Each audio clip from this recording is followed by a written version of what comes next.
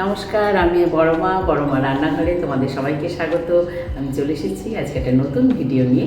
আজকে কি রান্না করব সেটা পরে বলছি, তার আগে বলি আজ আমার চ্যানেলটিকে যারা এখনও সাবস্ক্রাইব করোনি প্লিজ সাবস্ক্রাইব করে দিও। আর যারা নতুন ভিডিও দেখছো তাদের কাছে বিশেষ অনুরোধ রইল, প্লিজ সাবস্ক্রাইব করে ভিডিও দেখো এবং পুরো অনুরোধ রইল সবাইকে যে পুরো ভিডিওগুলো দেখো। ঠিক আছে, চলো আজকে কী রান্না করব দেখি। আজকে বানাবো আমি চিংড়ি মাছের মালাইকারি। তার জন্য চিংড়ি মাছ নিয়ে নিয়েছি, এতটার মতো মানে 250-300 মতো হবে চিংড়ি মাছ আছে। চিংড়ি মাছগুলো ছাড়িয়ে সুন্দর করে দেখো এখান থেকে ওর যে ময়লাটা থাকে সেগুলো সব বার করে ফেলে রেখে দিয়েছি। এবারে এটা একটু নুন হলুদ দিয়ে ম্যারিনেট করে নিতে হবে। একটুখানি নুন দিলাম, একটুখানি হলুদ দিলাম,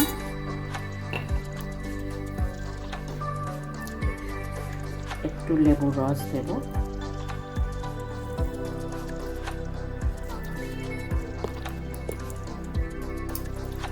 এবারে এটাকে সুন্দর করে মাখিয়ে নিতে হবে, মাখিয়ে রেখে দিতে হবে।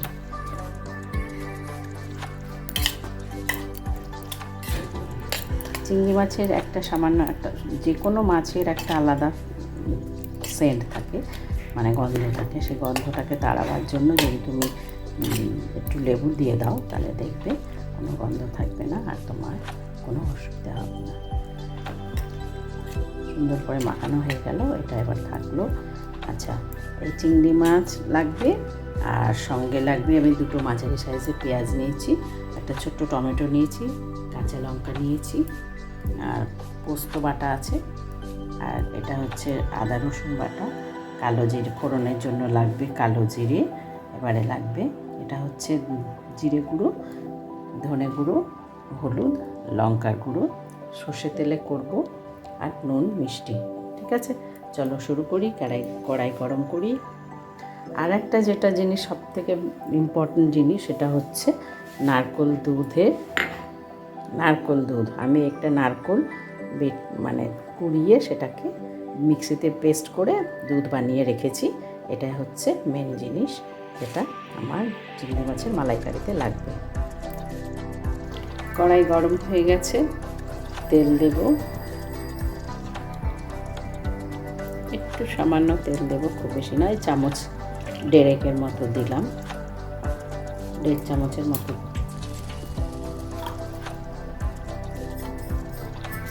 কালো জিরে ফোড়ন দিলাম।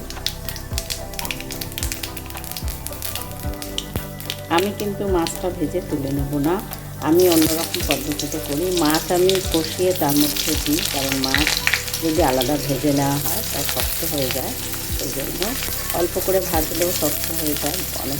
অত চিংড়ি মাছ যেহেতু কুক হতে বেশি সময় লাগে না, তবু আমি চিংড়ি মাছটা আমার টাটকা ভালো মাছ বলে আমি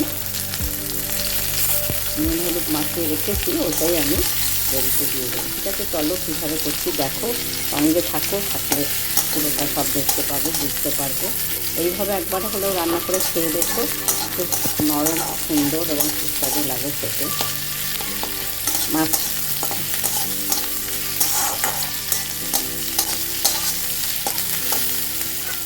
পেঁয়াজটা মোটামুটি ভাজা হয়ে গেলে, ভাজা হোক, আমার পেঁয়াজ ভাজা হয়ে গেছে, আমি 1 চামচের মতো আদা রসুন বাটা দিলাম। এবার এটা আমি কাঁচা গন্ধ চলে যাওয়া পর্যন্ত ভাজবো।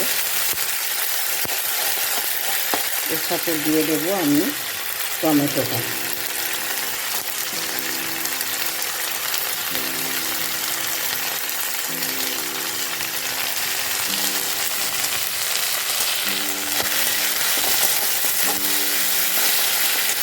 স্বাদ অনুযায়ী আস্তে আস্তে সব মশলাগুলো দিয়ে দেবো।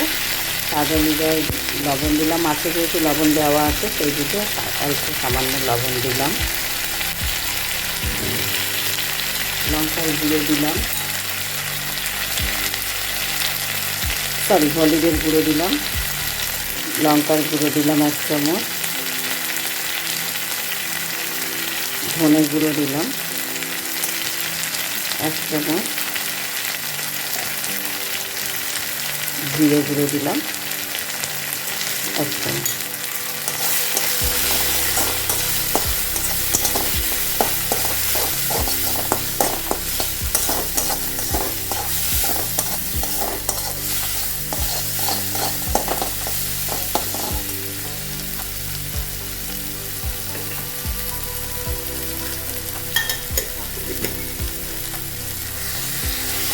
মোটামুটি মশলা আমার কষানো হয়ে গেছে। এবারে আমি পোস্ত বাটা দেবো।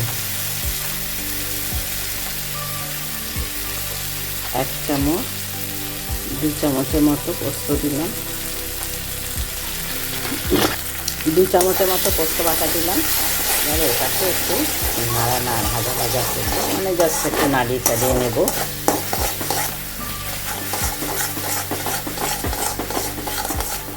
এর মধ্যে এবারে কাঁচা লঙ্কাগুলো দিয়ে দিলাম, কাঁচা লঙ্কা দিলাম আর সামান্য একটু জল দিলাম।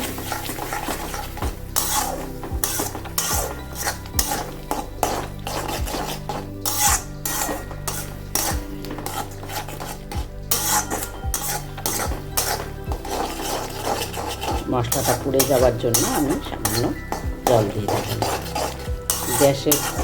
গ্যাসের ফ্লেম আমার লো করা আছে।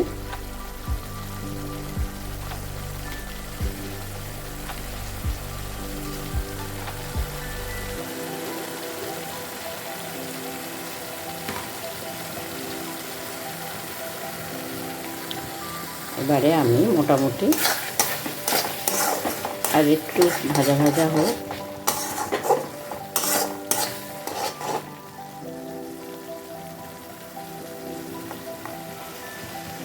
তেল ছাড়তে শুরু করেছে দেখছো। এবারে আমি মাছটা দিয়ে দেবো এর মধ্যে।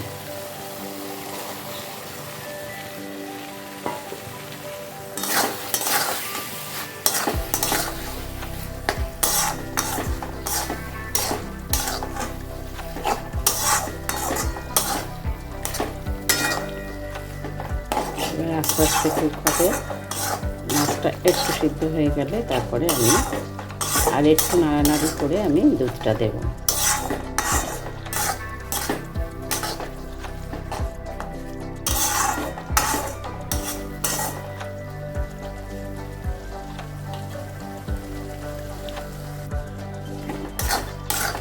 মোটামুটি চিংড়ি মাছগুলো ভাজা ভাজা হয়ে গেছে মশলার সাথে। এবারে আমি দুধটা দিয়ে হালকা করে ঢাকা দিয়ে দেবো।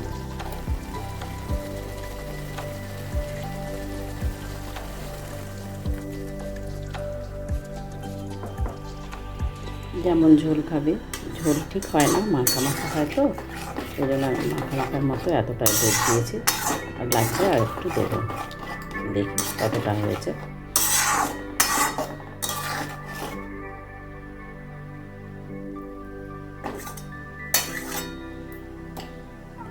যেটুকুনি আছে পুরোটাই দিয়ে দিলাম, কারণ একটু তো কুক হবে।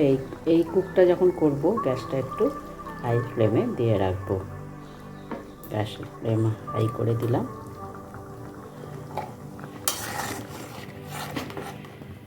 মিনিট 5 কুক হওয়ার পরে একটু মিষ্টি, একটু গরম মশলা দিয়ে নামিয়ে নেব। একটু ঢাকা দিয়ে দিই। মিনিট 3 পরে দেখো তেল ভেসে উঠেছে, মানে হয়ে গেছে। এবার আমি গরম মশলা ছড়িয়ে দিলাম আর স্বাদ অনুযায়ী চিনি একটুখানি দিলাম। চিনিটা দিয়ে কিন্তু আর কুক করা যাবে না, রান্না করা যাবে না, কারণ চিংড়ি দিলেই চিংড়ি মাছ শক্ত হয়ে যাবে। মোটামুটি হয়ে গেল আমার চিংড়ি মাছের মালাইকারি।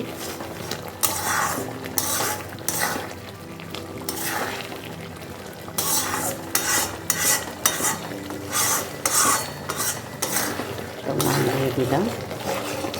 আমার কম তেলে কত সুন্দর একটা রান্না করলাম। এটাও তোমার অনেক তেল দিয়ে তুমি করতে পারো, কিন্তু আমি যেহেতু বেশি তেল খাই না, সেই জন্য আমি অল্প তেলে অথচ সুন্দর সুস্বাদু একটা রান্না তৈরি হয়ে গেল।